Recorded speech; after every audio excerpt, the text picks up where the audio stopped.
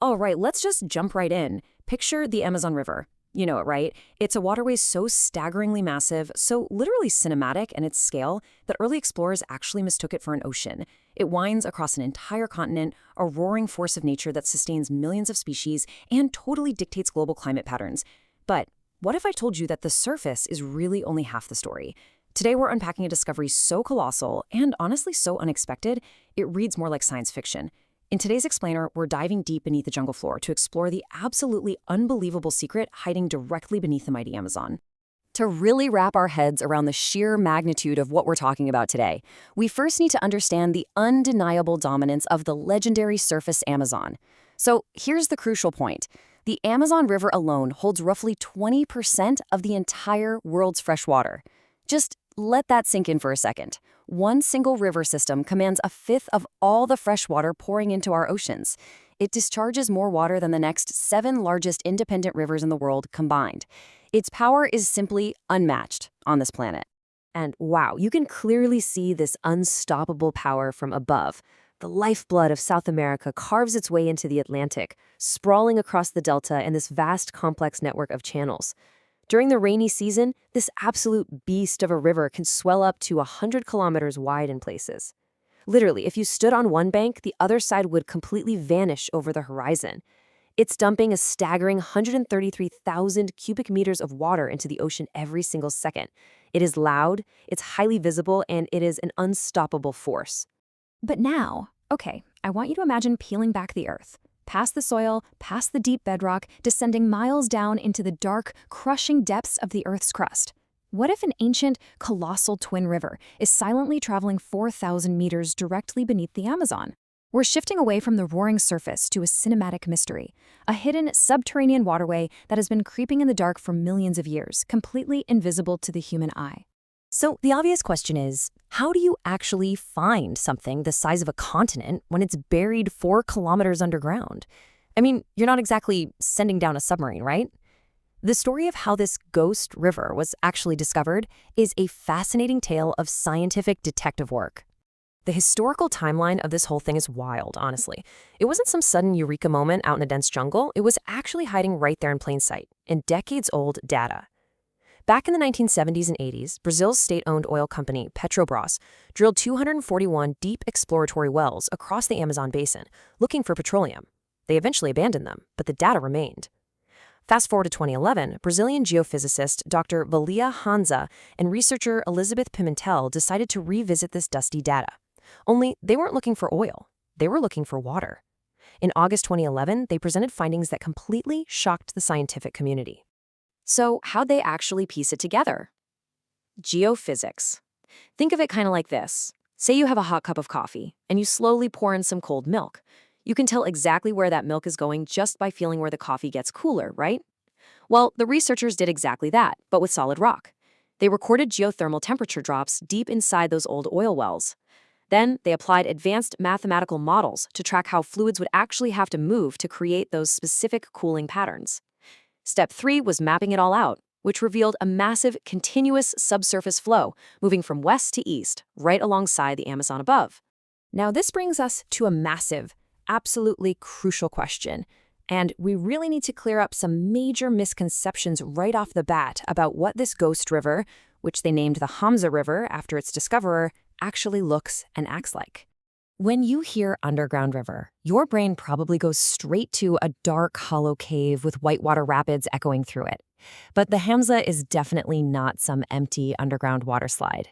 The strict scientific definition here is an aquifer. We're talking about a vast, incredibly slow-moving subsurface flow of groundwater. It's not water flowing through an empty tube. It is moisture creeping through solid, porous sedimentary rock, kind of like water slowly saturating a colossal continent-sized sponge. Welcome to a silent, incredibly high-pressure world. Down at 4,000 meters, that's about 13,000 feet, the conditions are just extreme. You've got immense geothermal heat warming the water from below, and the literal crushing weight of miles of solid rock pressing down from above. Under this immense pressure, the water's basically forced through microscopic pores in the sandstone. There are no fish down here, no roaring rapids whatsoever. It's an alien environment dictated entirely by raw heat and gravity. And because of that brutal, high-pressure environment, the speed of the Hamza is, well, it's mind-bending. It moves at what scientists actually call glacial progress. We are talking about less than 1 single millimeter per hour. It is so excruciatingly slow that a single drop of water falling as rain high up in the Andes might take centuries, or honestly even longer, to seep its way all the way across South America and finally reach the Atlantic Ocean. All right, so let's stack these two giants up against each other. It's time to directly compare this newly discovered hidden giant with the familiar Amazon we all know above, because this is where the numbers get truly wild. When we actually map these two out side by side, the difference in scale is just staggering. We know the surface Amazon is right there at surface level, while the Hamza is buried 4 kilometers deep. But look at the width. The Amazon, for all its incredible might, ranges from 1 to 100 kilometers wide. The underground Hamza? Get this, it's estimated to be between 200 and 400 kilometers wide. Despite its glacial pace, the hidden river is actually hundreds of times wider than the surface river. It is just this expansive, incredibly slow-moving front of water stretching across an entire subterranean continent. But, width isn't the whole story. When we compare the actual sheer volume of water moving through these systems, physics totally takes over. Because the Hamza moves at less than a millimeter an hour, its total discharge is only about 3,900 cubic meters per second. Compare that to the Amazon's explosive 133,000 cubic meters per second. The underground Hamza carries only about 3% of the water volume of the surface Amazon. It perfectly highlights the huge difference between a fast, free-flowing surface river and the slow, agonizing seepage of a deep underground aquifer. As you can probably guess, with any massive, headline-grabbing scientific announcement like this, things got a little messy. The controversy this discovery sparked is actually a fascinating look at how science is strictly defined, debated behind closed doors, and then ultimately communicated to all of us. When the media caught wind of an underground Amazon, the headlines just absolutely exploded. But the scientists themselves kind of had to walk back the imagery a bit. Professor Hamza stated, "We have used the term river in a more generic sense than the popular notion." From their perspective, river was a broad umbrella term for moving water, whether that's vapor in the atmosphere, a roaring surface current, or a really slow groundwater seep. To them, it's a hydrologic twin. But as it turns out, other geologists were not having it at all. The pushback was immediate and honestly pretty dramatic. Jorge Figueiredo, a geologist with Petrobras, which is the very company whose data was used in the first place, scoffed at the claim. He stated bluntly, "The word river should be burned from the work. It's not a river whatsoever." And this just perfectly captures that friction between a really catchy media headline and strict, rigid geological definitions. So let's lay out the critics' arguments neutrally here, because this is how real, rigorous scientific debate actually works. The skeptics pointed out that the findings relied heavily on unverified mathematical models. Furthermore, they argued that sedimentary basins usually have impermeable rock barriers, meaning a continuous 6,000-kilometer flow is highly unlikely. It would get blocked along the way. Also, Petrobras data showed that water 4,000 meters down in that specific region is highly saline, not fresh at all. And crucially, at the time of the media explosion, the research was just a conference presentation. It hadn't yet passed the rigorous gauntlet of peer review. Claiming a hidden, continent-sized river, that requires heavy, heavy scrutiny. Okay, let's zoom out for a second and just move past the whole semantic debate over the word river. Because regardless of what we end up calling it, the discovery of the Hamza phenomenon points to something truly incredible about our planet's hidden internal architecture. So why does a massive, deep aquifer actually matter to us? Well, for one, it might solve some pretty fascinating ecological mysteries. For example, it could explain why the Atlantic Ocean has unusually low salinity near the Amazon Delta.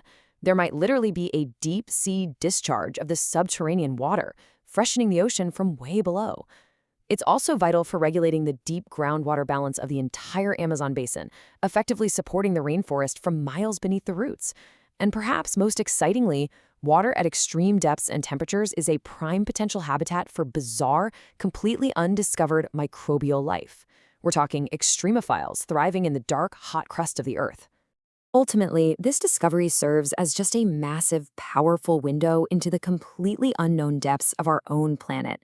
We spend so much time looking up at the stars, trying to map the cosmos, that we often forget we have barely scratched the surface of our own world. The deep Earth is an alien landscape, it's largely unexplored, and it operates by rules of pressure and heat we are really only just beginning to model. Which leaves us with this final, honestly staggering thought. If a subterranean fluid flow, literally the size of a continent, stretching 6,000 kilometers across South America, somehow managed to completely escape human notice until the year 2011, what other colossal secrets are silently waiting, in the dark, right beneath our feet? It really makes you wonder what else we're standing right on top of without even knowing it. Thanks for joining today's Explainer. Keep questioning everything and definitely keep exploring.